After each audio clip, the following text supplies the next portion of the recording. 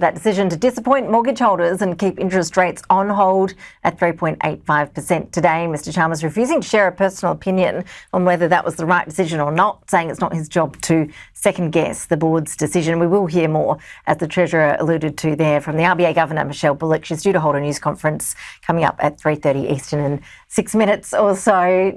Let's just bring in now Dr Nataliya Ilyushina, economist and research fellow with RMIT, for some more analysis of that decision.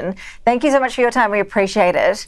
What tone are you expecting Michelle Bullock to strike when she addresses the media shortly? What do you expect will be the key reasons behind the board's decision today?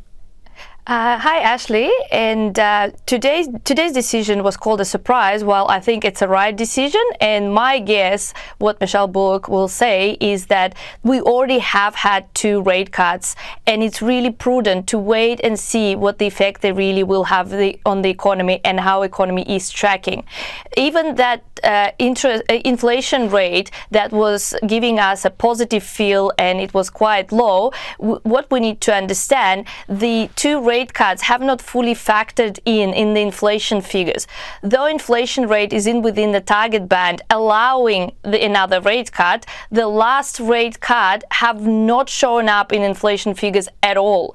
And adding to all the global uncertainty, it's only prudent to wait and see just another month or 2 for the next RBA meeting to make the right decision. So you think there is some hope on the horizon here for mortgage holders that next month could bring better news? Well, there will be another rate cut later in the year, but you remember, Ashleigh, when we had COVID rate cuts and when it was time to put the rates back up, people do tend to fix the interest rates at a low rate, and then it takes 2 to 3 years for the new policy, for the new rate cut to take an effect. So it's just smart and prudent decision to not rush into it, because if any move is done wrong, it takes years to undo it. So for the mortgage holders, I'd say, as a mortgage holder myself, I'm quite pleased with the 2 rate cuts already. So there should be another one later in the year if nothing else happens and if international situation remains the same, but not today. What is your read on the international situation, the global uncertainty we've seen alluded to in the RBA's notes so far? Yeah, with the Trump tariffs and all the conflicts in the Middle East, while the situation obviously is unfolding, however, it has been relatively stable.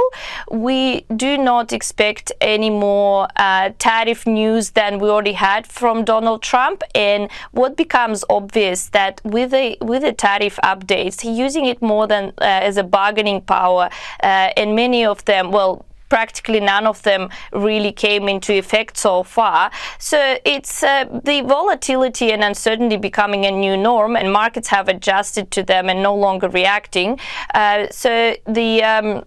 This uncertainty is already factored in by the Reserve Bank Governor, and again, that's another reason to hold off and not run out of the interest rate, because remember, it's at 3.85 right now. You cannot cut it indefinitely. You'll eventually hit 0, and that's a liquidity trap, and that means Reserve Bank will lose control over the economy. We don't want this. We want to have that leverage if something happens, especially globally. So again, I'm really pleased with today's decision, because in my opinion it has been the right one to wait and see what's going to happen.